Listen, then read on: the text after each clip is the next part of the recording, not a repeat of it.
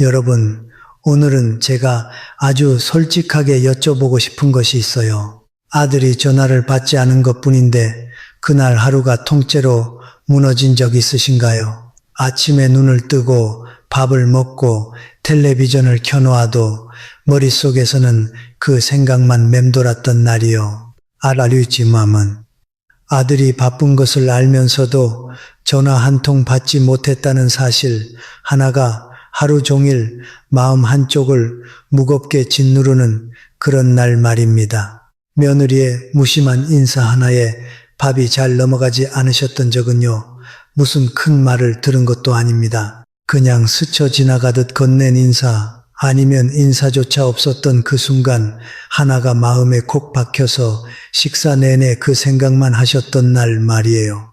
친구의 말투 하나가 마음에 걸려 며칠을 잠 못 이루셨던 적도 있으실 거예요. 분명히 악의는 없었을 텐데, 그 친구도 그냥 흘려 말했을 텐데, 그런데 저는 왜 이걸 이렇게 오래 붙들고 있는 걸까 하면서 스스로를 탓하셨던 밤이 있으셨을 거예요. 잠깐 멈춰보세요. 그럴 때 우리는 어김없이 스스로를 탓합니다. 내가 너무 예민한 건가? 내가 너무 약한 건가? 나이를 이렇게 먹었는데 왜 아직도 이런 것 하나를 못 다스리는 걸까? 이런 생각들이 꼬리에 꼬리를 물고 이어지면서 마음이 더욱 무거워지지요. 그런데 제가 오늘 여러분께 드리고 싶은 말씀은 바로 이겁니다. 약한 것이 아니에요. 여러분이 나쁜 것도 아니고 이상한 것도 아닙니다.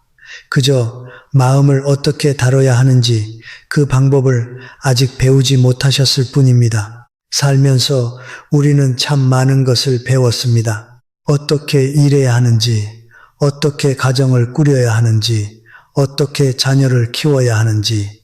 그런데 정작 가장 중요한 것, 내 마음을 어떻게 다스려야 하는지는 아무도 제대로 가르쳐주지 않았어요. 정약용 선생은 이런 말을 남겼습니다.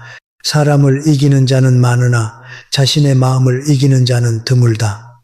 세상에서 가장 어려운 싸움은 남과의 싸움이 아닙니다. 내 감정과의 싸움입니다. 오늘 제가 여러분께 드리고 싶은 이야기는 이기는 법이 아닙니다. 지지 않는 법입니다. 그 핵심은 단 하나, 무심물심이에요.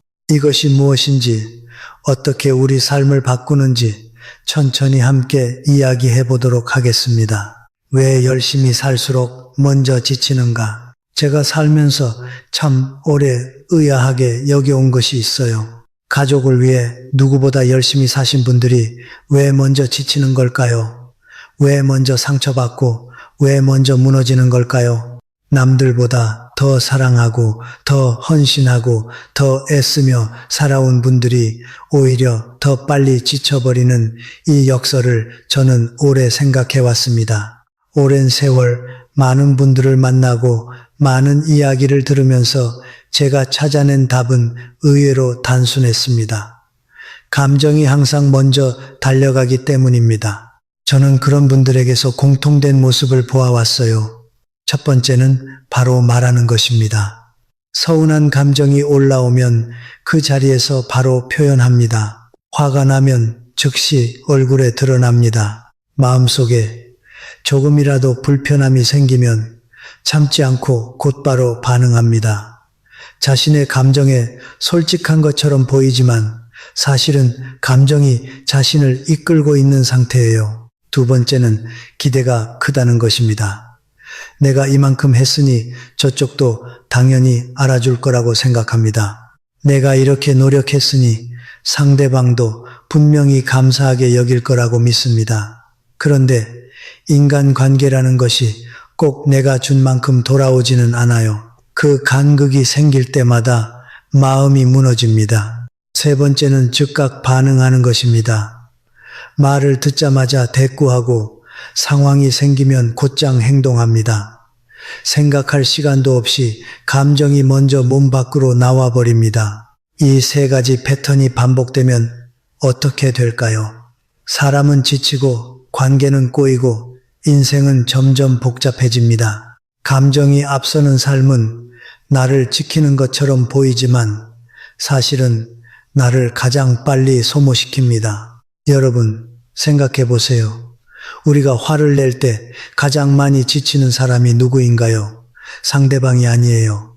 내가 가장 먼저 지칩니다. 우리가 오래 서운해할 때 가장 많이 상처받는 사람이 누구인가요? 역시 나 자신입니다. 감정은 상대방에게 던지는 것 같지만 그 불꽃은 항상 내 손 안에서 먼저 타오릅니다.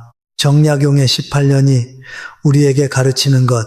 정약용 선생은 18년을 유배지에서 보냈습니다. 18년이라는 시간이 얼마나 긴지 한번 생각해 보세요.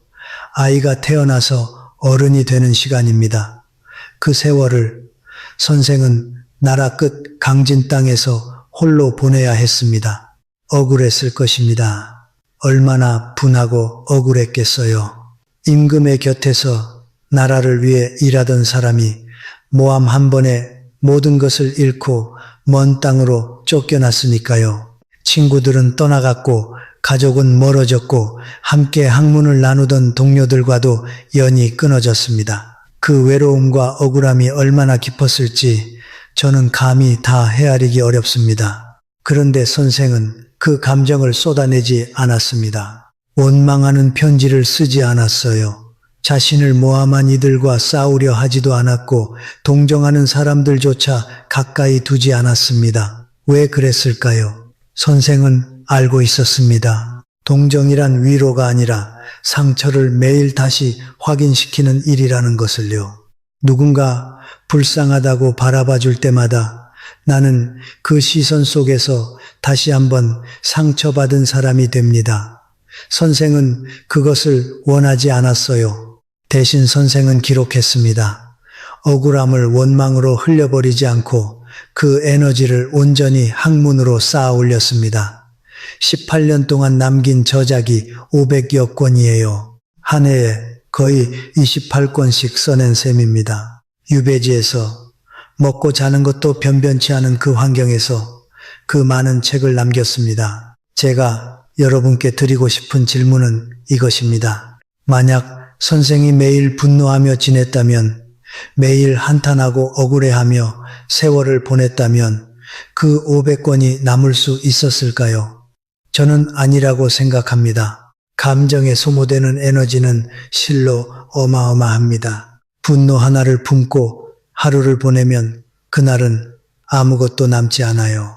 억울함을 되씹으며 밤을 보내면 다음날 아침에는 비어있는 사람이 됩니다. 무신무신이 선생을 지켰습니다. 감정을 흘려보내지 않고 안으로 다스렸기에 그 에너지가 불멸의 기록이 되었습니다. 강진의 유배지가 선생에게는 감옥이 아니라 서재가 된 것은 바로 그 무신 덕분이었습니다. 저는 이 이야기를 처음 깊이 읽었을 때 오랫동안 자리에 앉아 있었습니다. 18년이라는 시간을 억울함을 사귀며 분노를 학문으로 바꾸며 그 단단함이 어디서 왔는지를 생각하면서요. 무심은 냉정함이 아닙니다. 여러분, 여기서 제가 꼭 한 가지 짚고 싶은 것이 있어요. 무심이라고 하면 많은 분들이 오해하십니다. 냉정한 것이다, 무관심한 것이다, 아니면 감정이 없는 사람이 되는 것이다, 이렇게 생각하시는 경우가 많아요. 그런데 정약용 선생이 말씀하신 무심은 그런 것이 아닙니다.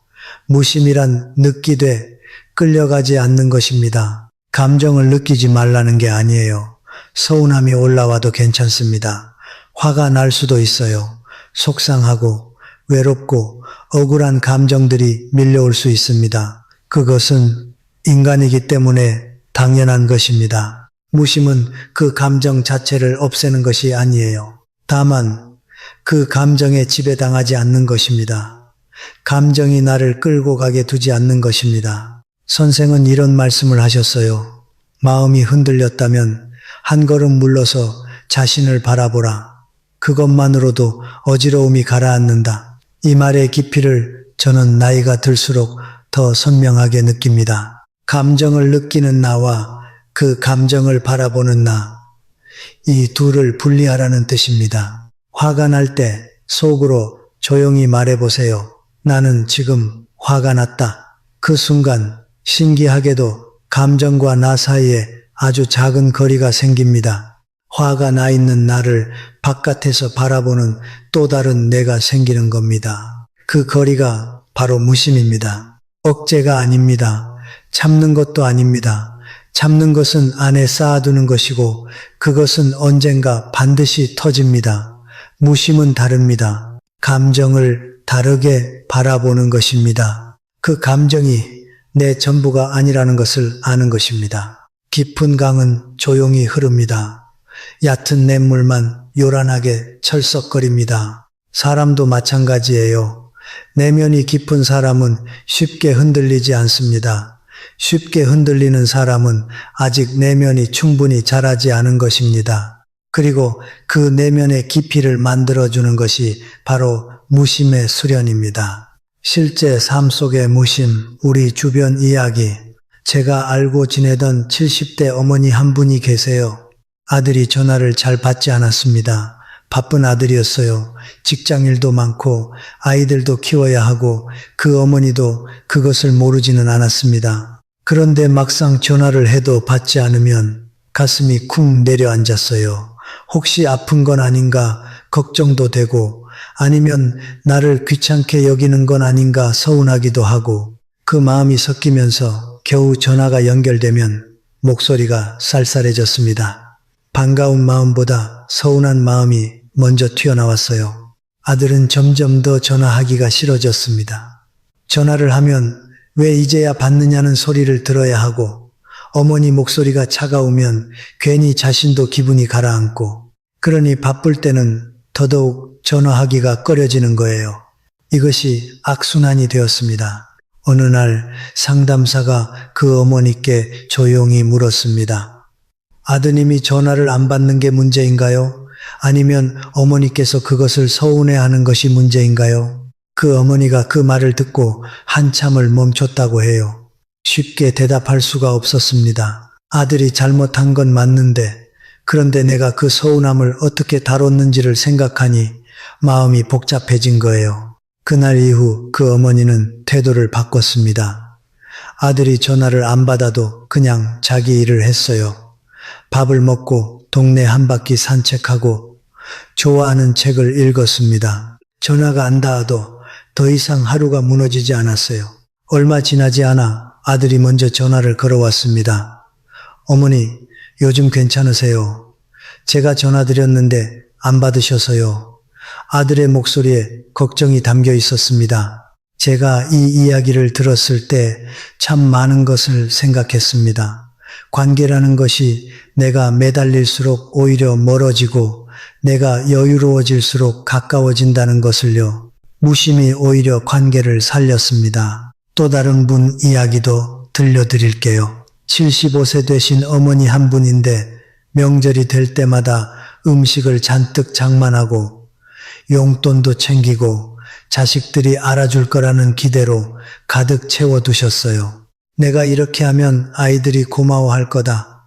내가 이만큼 준비했으니 기특하게 여겨줄 거다. 그런데 자식들은 당연하게만 여겼습니다. 그냥 늘 있는 밥, 늘 있는 음식, 늘 있는 어머니, 특별히 감사 인사를 따로 하는 것도 아니고 알아준다는 표현도 없고 그 어머니의 마음속에 서운함이 쌓이고 쌓였습니다. 그러다 어느 명절 오래 참았던 감정이 한꺼번에 터졌어요.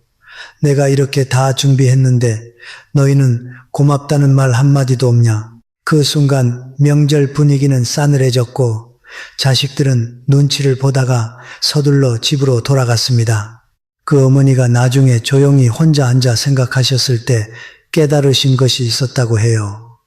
인정받으려 했던 마음이 오히려 관계를 망쳤다는 것을요. 정약용 선생의 말씀이 떠올랐습니다. 자존심은 가장 비싼 사치다.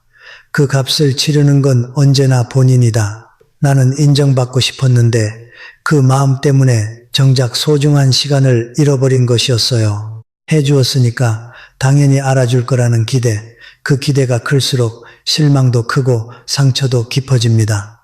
그리고 그 상처를 받는 것은 결국 나 자신이에요. 재정 문제도 마찬가지입니다. 자식에게 적지 않은 돈을 빌려주었는데 돌려받지 못했을 때 그 돈을 언제 갚을 거냐고 기다리고 계시는 분들이 계세요. 그 기다림이 매달, 매해 계속되면서 마음이 점점 더 무거워지고 자식을 볼 때마다 그 돈 생각이 먼저 납니다. 관계가 돈 앞에서 흔들립니다. 그런데 어떤 분이 이런 결심을 하셨어요. 이미 준 것이라 생각하자 그 순간부터 마음이 편해지셨다고 합니다. 기대를 내려놓으니 기다림이 없어졌고, 기다림이 없어지니 실망도 없어졌고, 실망이 없어지니 원망도 생기지 않았습니다. 그러자 자식 얼굴을 볼 때 다시 따뜻한 마음이 생겼어요. 기대가 없으면 실망도 없고, 실망이 없으면 원망도 없습니다. 이것이 무심히 관계에서 작동하는 방식입니다. 여러분께 한 가지만 여쭤볼게요. 지금 이 순간 여러분의 마음속에서 가장 많은 에너지를 빼앗아 가고 있는 관계나 상황이 있으신가요? 잠깐 눈을 감고 그 얼굴을 떠올려 보세요. 그 사람을 생각할 때마다 마음이 무거워지는 그 관계를요. 그 사람과의 일에서 여러분은 지금 이길 필요 없는 싸움을 하고 계신 건 아닌지 함께 생각해 보시면 좋겠습니다. 무심을 삶의 습관으로 만드는 법. 무심은 하루아침에 되는 것이 아닙니다. 저도 이것을 몸으로 익히는데 참 오랜 시간이 걸렸습니다. 젊었을 때는 불의를 보면 참지 못했고, 억울한 일을 당하면 반드시 따지고 싶었고, 상처를 받으면 그 자리에서 드러내고 싶었습니다. 그것이 솔직한 것이고 그것이 용감한 것이라고 생각했어요. 그런데 나이가 들수록 알게 되었습니다. 그것은 솔직함이 아니라 감정에 지배당하고 있었던 것이라는 걸요. 무심은 수련입니다. 매일의 연습입니다. 한 번에 완성되는 것이 아니라 조금씩 쌓아가는 것이에요. 제가 여러분과 나누고 싶은 방법이 3가지 있습니다. 첫 번째는 말하기 전에 하루를 건너뛰는 것입니다. 화나는 일이 생겼을 때 그날은 아무 말도 하지 마세요. 다음 날 다시 생각해보면 대부분은 말할 필요조차 없어져 있습니다. 감정은 시간이 지나면 작아집니다. 어젯밤에 그렇게 크게 느껴지던 일이 다음날 아침이 되면 별것 아닌 것으로 느껴질 때가 많지요. 감정에는 수명이 있습니다. 그 수명이 다하도록 기다려주는 것, 그것이 첫 번째 수련입니다. 두 번째는 모든 오해를 설명하려 하지 않는 것입니다. 억울해도 오해를 받아도 시간이 지나면 진실은 드러납니다. 설명하지 않아도 괜찮아요. 설명하고 싶은 마음이 드는 것은 내 자존심 때문인 경우가 많습니다.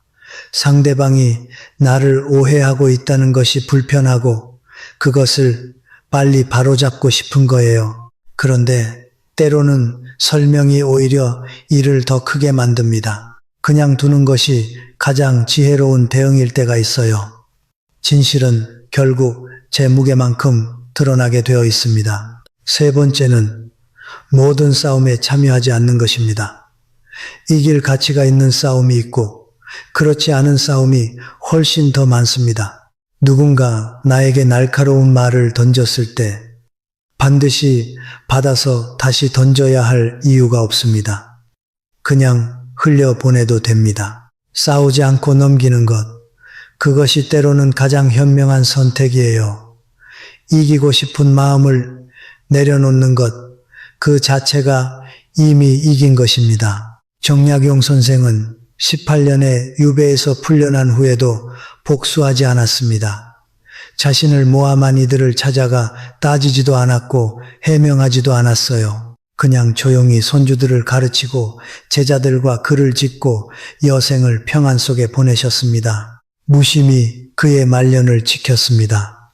억울함을 끝까지 붙들고 있었다면 남은 생에는 그 억울함 속에서 소진되었을 거예요. 하지만 선생은 그것을 놓아버렸고 그 덕분에 남은 시간을 온전히 살아낼 수 있었습니다. 나이 든다는 것의 진짜 의미. 제가 100세를 바라보며 살아오면서 나이 든다는 것에 대해 많이 생각해 왔습니다. 젊을 때는 나이가 드는 것이 무언가를 잃는 것이라고 생각했어요. 건강을 잃고 기력을 잃고 사람들과의 관계도 줄어들고 그렇게 자꾸 작아지는 것이 노년인 줄 알았습니다. 그런데 지금 제가 생각하는 나이 듦은 다릅니다. 나이 든다는 것은 불필요한 것들을 내려놓는 것입니다. 굳이 이기지 않아도 되는 싸움들, 굳이 설명하지 않아도 되는 오해들, 굳이 얻지 않아도 되는 인정들, 이것들을 하나씩 내려놓을수록 사람은 더 가벼워지고 더 자유로워집니다. 감정에 지배당하지 않는 삶, 말 한마디에 흔들리지 않는 내면, 상대방이 어떻게 행동하든 내 중심을 잃지 않는 평온함, 이것들은 젊었을 때는 가질 수 없었습니다. 살아온 세월이 쌓여야만, 겪어온 것들이 쌓여야만 비로소 가질 수 있는 것들이에요. 그러니 여러분, 지금 여러분이 겪고 계신 마음의 흔들림을 부끄럽게 여기지 마세요. 그것은 여러분이 아직 살아있다는 증거입니다. 아직 느끼고, 아직 반응하고, 아직 사람들 사이에서 마음을 나누고 있다는 뜻이에요. 다만 그 흔들림을 조금씩 천천히 내 안에서 다스리는 연습을 해나가시면 됩니다. 무심은 감정이 없는 사람이 되는 것이 아닙니다. 감정이 있으면서도 그 감정의 주인이 되는 것입니다. 그리고 그 주인이 되는 연습, 그것이 나이 듦이 우리에게 주는 가장 소중한 과제라고 저는 생각합니다. 마음을 지킨다는 것, 저는 살면서 참 많은 분들을 만났습니다. 훌륭한 업적을 남긴 분들도 계셨고, 많은 재산을 모으신 분들도 계셨고, 사람들의 존경을 받으며 사신 분들도 계셨어요. 그런데 그분들이 공통적으로 가지고 계신 것이 있었습니다. 그것은 마음의 평온함이었어요. 어떤 상황에서도 쉽게 흔들리지 않는 내면, 누가 뭐라 해도 자신의 중심을 잃지 않는 단단함, 감정의 파도가 와도 배가 뒤집히지 않는 균형감, 이것이 그분들이 오래도록 빛날 수 있었던 이유였습니다. 반면에 제가 안타깝게 바라보았던 분들도 있었어요. 재능도 있고 노력도 하고 좋은 마음도 가지고 계셨는데 감정을 다스리지 못해서 중요한 순간에 스스로를 잃으신 분들이요. 화 한 번에 소중한 관계를 끊어버리고 서운함 한 번에 평생 지켜온 것을 내버리고 감정이 앞서는 순간 지금까지 쌓아온 모든 것이 허물어질 수 있습니다. 마음을 지킨다는 것은 소극적인 것이 아닙니다. 오히려 가장 적극적인 선택입니다. 감정에 끌려가지 않겠다는 결단, 이길 필요 없는 싸움에는 에너지를 쓰지 않겠다는 결심, 상대방이 어떻게 행동하든 내 평온함을 지키겠다는 의지, 이것들이 모여서 마음의 힘이 됩니다. 정약용 선생의 18년이 우리에게 보여주는 것도 바로 이것입니다. 억울함과 분노를 안으로 다스리고 그 에너지를 더 큰 것을 향해 쏟아부을 때 사람은 비로소 자신이 될 수 있다는 것을요. 마무리 한 걸음 물러서는 용기. 여러분, 오늘 제가 드린 이야기의 핵심을 마지막으로 한 번 더 나눠드리고 싶습니다. 무심은 냉정함이 아닙니다. 무관심도 아닙니다. 성숙함입니다. 살아온 세월이 만들어주는 지혜입니다. 감정을 느끼되 끌려가지 않는 것, 서운해도 표현을 조금 늦추는 것, 화가 나도 행동하기 전에 하루를 건너뛰는 것, 오해를 받아도 굳이 설명하지 않는 것, 이길 필요 없는 싸움에는 참여하지 않는 것, 이것이 진짜 강한 사람의 모습입니다. 소리 높이는 사람이 강한 것이 아니에요. 흔들리지 않는 사람이 강한 것입니다. 이기는 사람이 대단한 것이 아니에요. 지지 않는 사람이 대단한 것입니다. 정약용 선생이 그랬습니다. 18년의 억울함을 학문으로 바꾸고 복수 대신 평온을 선택하고 해명 대신 침묵을 선택하고 그 삶의 끝을 손주들 곁에서 조용히 마무리하셨습니다. 여러분도 그럴 수 있습니다. 지금까지 살아오신 세월이 이미 증명하고 있습니다. 여러분은 충분히 많은 것을 견뎌오셨고, 충분히 많은 것을 사랑하셨고, 충분히 많은 것을 주워오셨습니다. 이제는 조금 더 자신을 위해 사셔도 됩니다. 감정에 소모되지 않고, 흔들림에 지치지 않고, 자신의 내면을 조용히 지키며 사셔도 됩니다. 말 한마디에 무너지는 사람이 아니라 태풍이 와도 뿌리째 흔들리지 않는 나무 같은 사람, 그런 분이 되시길 제가 진심으로 바랍니다. 오늘부터 딱 하나만 해보세요. 화나는 일이 생기면 하루만 기다려보세요. 말하고 싶은 것이 있으면 하루만 참아보세요. 그 하루가 여러분의 삶을 조금씩 바꾸어 줄 것입니다. 하루가 모이면 일주일이 되고, 일주일이 모이면 한 달이 되고, 그 한 달들이 모이면 달라진 나를 만나게 됩니다. 저는 그것을 믿습니다. 여러분을 믿습니다. 오늘도 이렇게 끝까지 함께 해주셔서 진심으로 감사합니다. 이 영상이 여러분의 마음에 작은 위로가 되었으면 좋겠습니다. 아주 작은 위로라도 괜찮아요. 작은 불씨 하나가 큰 빛이 될 수 있으니까요. 이 채널이 여러분의 마음에 조용한 쉼터가 될 수 있도록 저도 계속 노력하겠습니다. 구독과 좋아요는 제가 이 이야기를 계속 이어갈 수 있는 가장 큰 힘이 됩니다. 아직 구독하지 않으신 분들은 지금 구독 버튼을 눌러주세요. 그리고 이 영상이 마음에 닿으셨다면 비슷한 마음을 가진 소중한 분들께 나누어 주세요. 댓글에 지금 여러분이 겪고 계신 이야기를 남겨주세요. 저도 여러분의 이야기를 기다리겠습니다. 다음 영상에서 더 깊이 나눠드리겠습니다. 감사합니다. 늘 건강하시고 평안하시길 바랍니다.